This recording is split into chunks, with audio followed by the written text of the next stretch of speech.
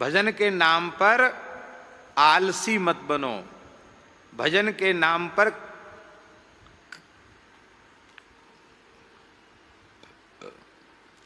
प्रमादी मत बनो, दीर्घसूत्री मत बनो, क्रियाशील बने रहो। चलो, चलो माने, चलो माने क्या है? क्रियाशील। चरई वेति चरई वेति, निरंतर क्रियाशील बने रहो। आप पढ़ते हो, विद्यार्थी हो, तो भी राम कहत चलो, राम कहत चलो, राम कहत चलो भाई रे। ये भाई क्यों कह रहे हैं? बहुत प्रेम के कारण। अरे भाई, क्या घाटा है इसमें? राम कहत चल। बालक बालिकाएं पढ़ने जाते हैं, उनको केवल समझ आ जाए कि रास्ते का समय हम बर्बाद नहीं करेंगे। राम कहत चल, राम कहत चल, राम कहत चल भाई रे। आने जाने का कितना समय राम नाम के उच्चारण में जाएगा, कितना आनंद होगा।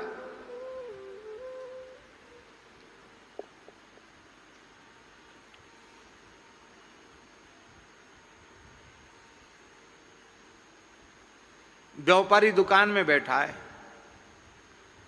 व्यापार के काम से आना जाना हो रहा है, बीच में कितना समय फालतू गया? राम कहत चल, राम कहत चल, राम कहत चल भाई रे। 24 घंटे काम होता दुकान में? 24 घंटे तो नहीं होता, एक निश्चित समय से होता है।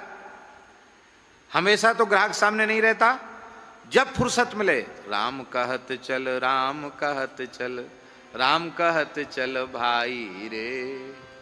घर में माताएं झाड़ू लगा रही हैं, बर्तन मांज रही हैं, रसोई बना रही हैं, बच्चों को नहला रही हैं, उनको स्कूल के लिए तैयार कर रही हैं। जीव तो खाली है, हाथ से क्रिया हो रही। राम कहत चल, राम कहत चल, राम कहत चल भाई रे। राम राम जपते हुए रोटी बनाओगे तो वो रोटी जो लोग खाएंगे उनका भी भजन बढ़ जाएगा। राम नाम लेते हुए झाड़ू बहारू लगाओगे तो आपको मंदिर में सोहनी सेवा का लाभ मिल जाएगा। और बच्चों के कान में नाम पड़ेगा तो उनमें भी ध्रुव प्रहलाद जैसे भजन के संस्कार बनेंगे। किसान खेत पर जा रहा है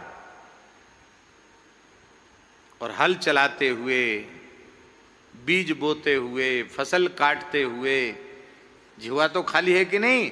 मन खाली है कि नहीं? राम कहत चलो, राम कहत चलो, राम कहत चलो भाई रे। चल, चल माने कोई काम छोड़ना नहीं है। आप जिस जाति में हैं, जो आपका नौकरी चाकरी धंधा खेती व्यापार पढ़ाई लिखाई जो कुछ भी आपका, वो सब करो, पर करते करते हुए भी राम कहत चल, राम कहत चल, राम कहत चल भाई रे। ये करोगे तो संसार के कर्तव्य का निर्वाह करते हुए भी संसार चक्र से छूट जाओगे, और ना ही तो भव बिगारी में परी है। यदि राम राम नहीं करोगे तो संसार की बेगार में। देखो, एक तत्वज्ञानियों वाला अर्थ ले लिया, एक दूसरा सामान्य अर्थ। संसार की क्रिया करते हुए भी राम नाम का आश्रय नहीं लिया तो ना ही तो भव बेगारी मह परी है, छूटत यति कठिनाई रे।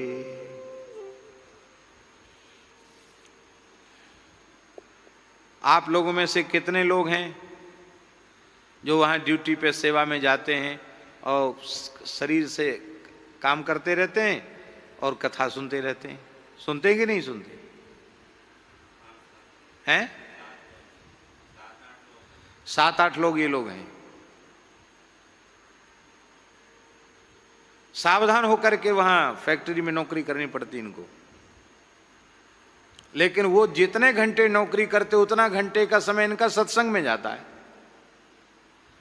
उसका ये दिव्य परिणाम है। नौकरी करने वाले संसार में कितने, पर उस सत्संग का दिव्य परिणाम है कि प्रवृत्ति अच्छी हो गई, भजन की ओर प्रवृत्ति हो गई, सत्संग की ओर प्रवृत्ति हो गई, संतों में श्रद्धा हो गई, हरिनाम में श्रद्धा हो गई। ये कैसे हुई? बोले राम कहत चल, राम कहत चल, राम कहत चल भाई रे। इसलिए पूज्य श्री प्रेम भिक्षु जी महाराज कहते थे,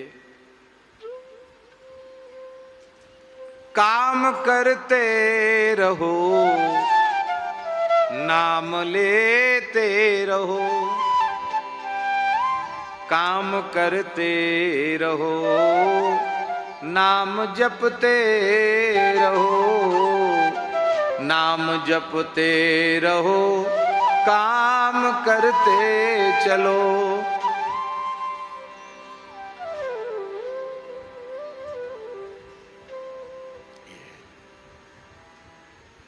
मुख में हो राम नाम, राम सेवा हाथ में। मुख में हो राम नाम, राम सेवा हाथ में। तू अकेला नहीं प्यारे, राम तेरे साथ में। तू अकेला नहीं प्यारे, राम तेरे साथ में। साधु संग राम रंग, अंग अंग रंगिए। साधु संग राम रंग, अंग अंग रंगिए। जाहि विधि राखे राम, ताहि विधि रहिए। जाहि विधि राखे राम, ताहि विधि रहिए। सीताराम सीताराम सीताराम कहिए। सीताराम सीताराम सीताराम कहिए। जाहि विधि राखे राम, ताहि विधि रहिए। जाहि विधि राखे। सीताराम सीताराम सीताराम कहिए।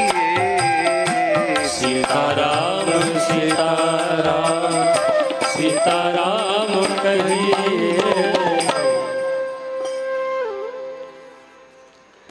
आप जब लता पता की सेवा करते हुए या गौ सेवा करते हुए किसी ठाकुर जी की सेवा में लगे हुए नाम जप करते हो, उस समय ज़्यादा एकाग्रता जप में भजन में बढ़ती है, ज़्यादा स्वाद आता है कि खाली माला लेके बैठते हो तब स्वाद ज़्यादा आता है? कब ज़्यादा आता है?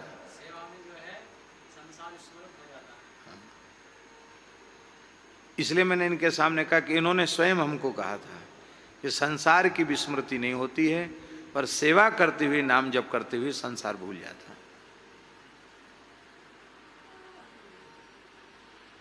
इनकी बात इनके सामने पक्की की है।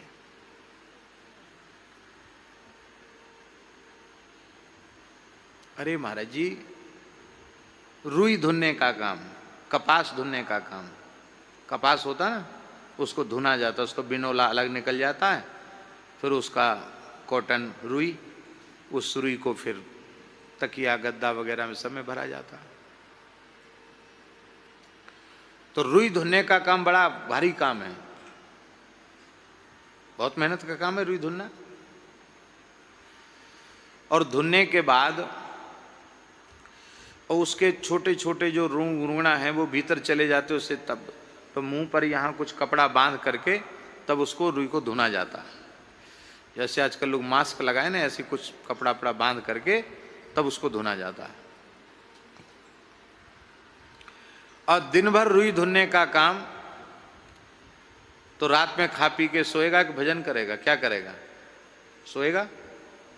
भाई धंधे वाला आदमी है, गृहस्थी वाला आदमी, तो क्या करेगा बेचारा? अब रुई धुनने वाले को तो माला फेरने का बिल्कुल समय नहीं।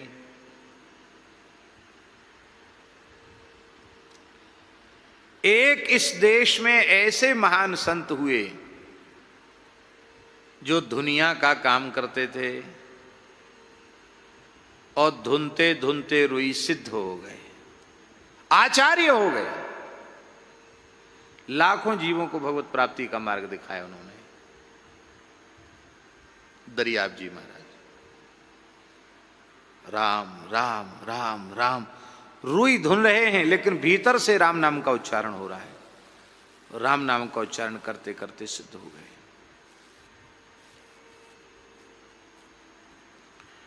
एक लोहे का काम करने वाला एक बालक, जगह का नाम हम नहीं लेंगे, उसने एक बार हमसे पूछा, बोले महाराज जी हम लोग बहुत गरीब आदमी हैं, दुकान में नौकर नहीं रख सकते, छोटी लोहा की दुकान है, अपने हमको लोहा गर्म करना, ठोकना, पीटना, औजार बनाना, अब दिन में इतना हार्ड काम है लोहे का काम, थक जाते महाराज, रात को खा पी के तो ऐसी नींद आती पता ही नहीं चलता। आप नाम महिमा खूब कहते हो, नाम कैसे जपें हम?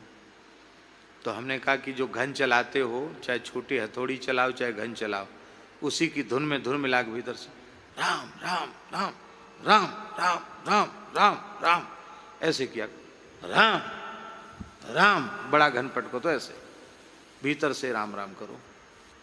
हमने कहा भगवान चाहेंगे तो आपके दिन भी सुधर जाएंगे, विपत्ति भी दूर हो जाएगी और भजन भी बन जाएगा, अलग से माला उठाने की जरूरत नहीं है।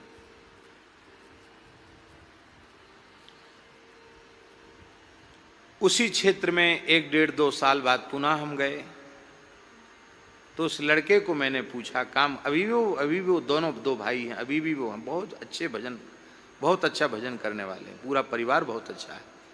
तो मैंने उनको कहा, बच्चों को कहा, मैंने कहा तुमने नाम जप की बात पूछी थी, अब घन शरीर से काम करते हुए भजन होता है, इतना सुनते जार जार आंसू बहने लग गए। बोला महाराज जी अब तो हमारे यहाँ मशीन भी आ गई है, मशीन से काम होता है, लेकिन खटपट शुरू होते ही सीताराम भीतर से शुरू हो जाता है। ऐसा भजन बन रहा है, इतना सुख मिल रहा है कि हम कह नहीं सकते, हमारे तो दिन सुधर गए।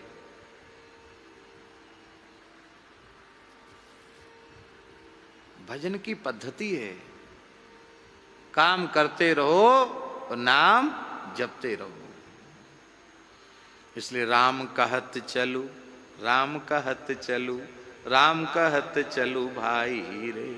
कितना बढ़िया हो, बच्चे स्कूल जाएं राम राम करते हुए, हैं, मास्टर पढ़ाने जाएं राम राम करते, व्यापारी दुकान पर जाएं राम राम करते, लौट क्या में राम राम करते हुए, माताएं घर का सब काम राम राम करते हुए करें। महाराज सब लोग राम नाम जप में अपने मन को लगा दे में, संसार की सभी समस्याएं निर्मूल हो जाएंगी। फिर किसी भी जाति में जन्म हुआ हो, कल्याण में संदेह नहीं रहेगा। कोई काम बिगड़ेगा नहीं राम राम करने से। आज तक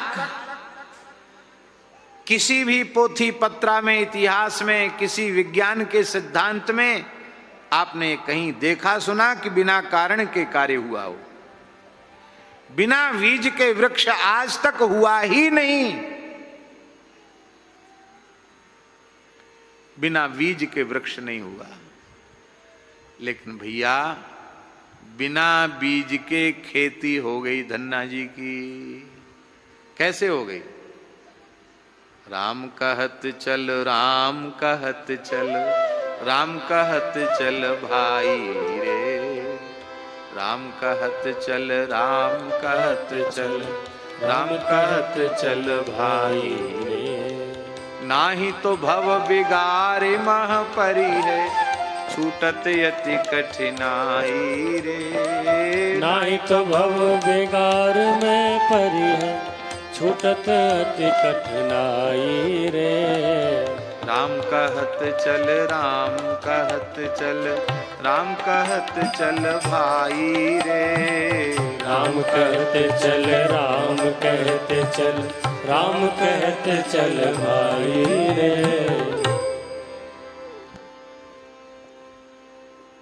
धना जी के यहां संत आए,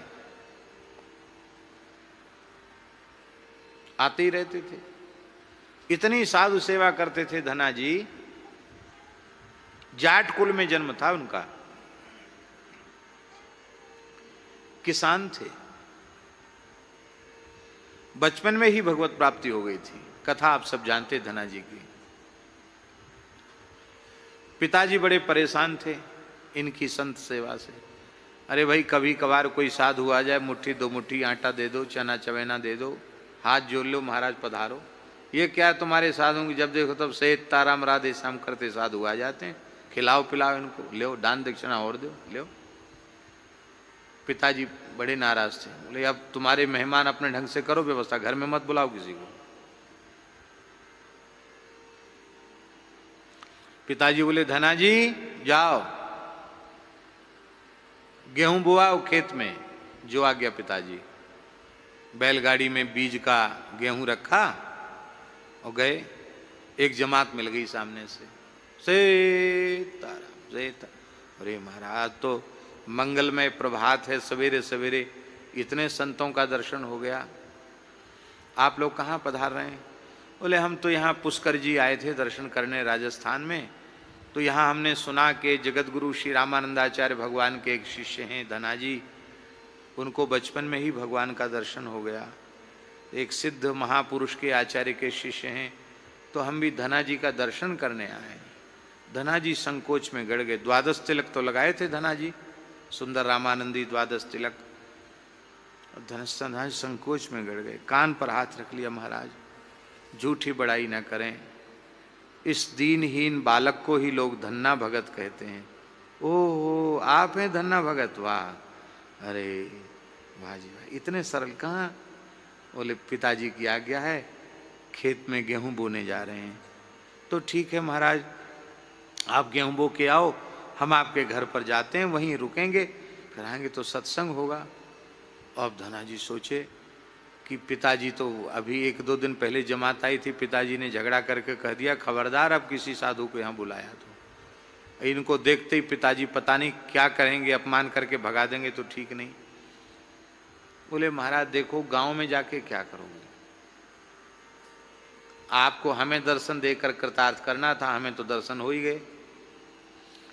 तो महात्मा लोग तो विनोदी होते हैं, बोले अरे ऐसे थोड़ी, ऐसे खाली दर्शन से काम थोड़ी चलेगा, दाल बाटी चूरमा की कुछ रसोई बने, भोज भंडारा हो, सिया हरि नारायण गोविंदे हो, तब ना, ऐसे थोड़े ही।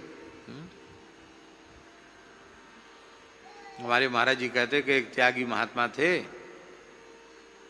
तो सवेरे से कहीं कुछ मिला नहीं खाने पीने को, 2-3 दिन हो गए थे, तीसरा दिन था।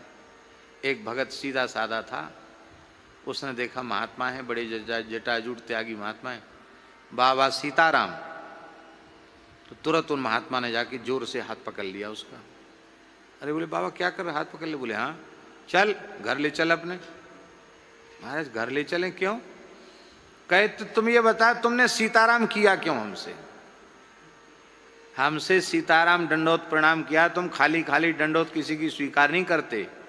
जो हमको दंडोत कर लेता है उसको दंडोत करने का पूरा पुण्य प्रदान करते हैं।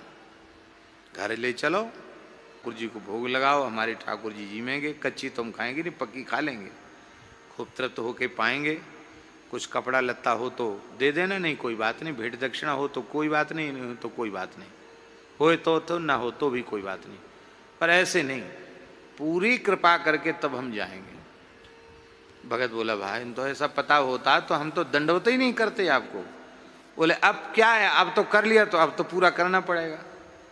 बोलो भक्तवत्सल भगवान की। तो महाराज जी कहते थे कि महात्मा लोग विनोद में भी जीवों का कल्याण कर देते, जीवों को कृतार्थ कर देते। महात्मा बोले ऐसी छुट्टी नहीं मिलेगी भगत जी कि राम राम श्याम श्याम दंडोत प्रणाम जाओ हो गए दर्शन, ऐसे नहीं, सूखा सूखा दर्शन ठीक नहीं। धना जी हंसने लगे, बोले भगवान ऐसे तो हम आपको भेजेंगे क्यों, हमारे कहने का आशय आप नहीं समझ पाए। देखो ये काला पहाड़ है और ये नदी बहती है, तो इस नदी में आप स्नान कर लो। वहां गांव में तो एकांत मिलेगा नहीं, और यहीं प्रेम से स्नान ध्यान करके ठाकुर सेवा करें, और तब तक हम बनिया की दुकान से घी बूरा दाल चावल आटा सब सामग्री लेके आते हैं। चकाचकी रसोई बनने तो जमात में बर्तन तो रहते ही हैं। तो जो बीज का गेहूं था जो बोने के लिए पिताजी ने दिया था, उसको बनिया की दुकान पे बेच आए, और उसके बदले राशन सामग्री ले आए, लाकर महात्माओं को दे दिया। महात्माओं ने बढ़िया रसोई बनाई, ठाकुर जी को भोग लगा, सबने पाया। धना जी को सबका प्रसाद, सबका चरणामृत मिला, बड़े प्रसन्न हो गए धना जी। अब महात्मा बोले अब हमारा काम तो हो गया, अब हम पुष्कर जी जा रहे हैं, हम तो पुष्कर जी जाते हैं।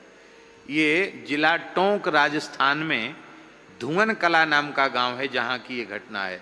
हम वहाँ होके आए हैं, हमारे महाराज जी ने वहाँ उत्सव मनाया था धना जी की जयंती का, हम सब लोग गए थे वहाँ। बड़ा पवित्र स्थान है। अब धना जी के मन में चिंता हुई। धना जी अपने मन में सोचने लगे कि अभी पिताजी से कलह हुआ था, कहा सुनी भई थी, अब फिर हम जाएंगे द्वारा कि पिताजी गेहूं लाओ, बीज बोना है, तो कहेंगे पहले दिया था वो कहाँ गया, फिर झगड़ा होगा। अब क्या करें? मन में सोचा कि कैसे भी झगड़ा टाल करके भजन करना चाहिए। तो उन्होंने क्या किया, साधु तो चले गए, नदी की बालू भर ली बोरों में।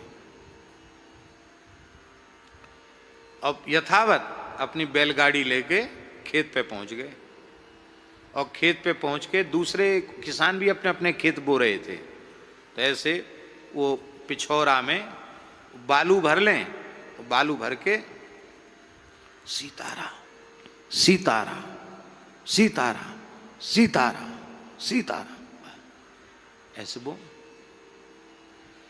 वो बोने का नाटक इसलिए कर रहे थे कि जिसमें कथनचित बात आवे तो हम प्रमाण के रूप में प्रस्तुत कर देंगे कि अमुक अमुक पड़ोसी किसान है, उनके सामने हमने बोया, अब नहीं उगा तो उसमें हम क्या करें।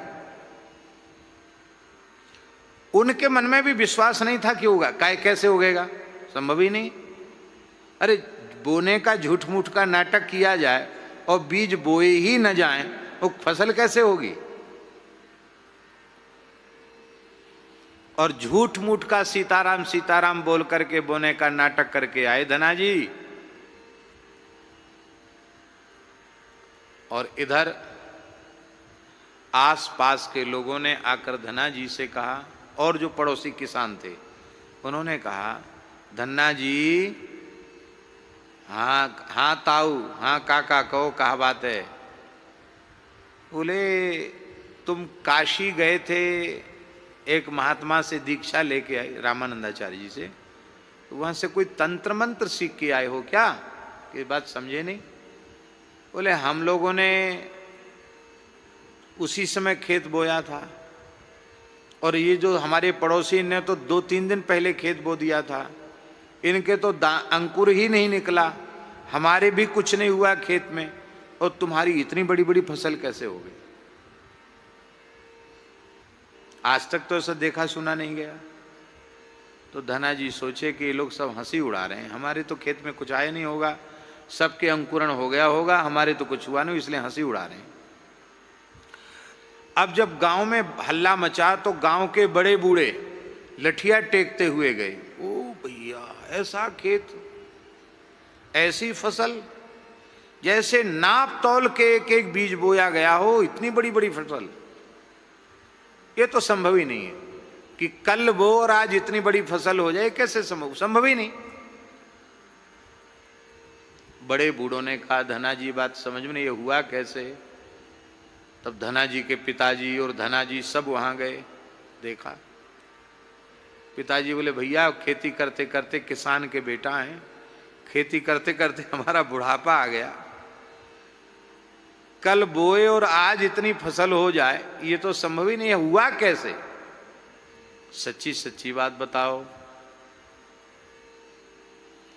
तो धना जी ने हाथ जोड़कर कहा, पिताजी क्षमा करना, हमने तो खेत में कुछ बोया ही नहीं।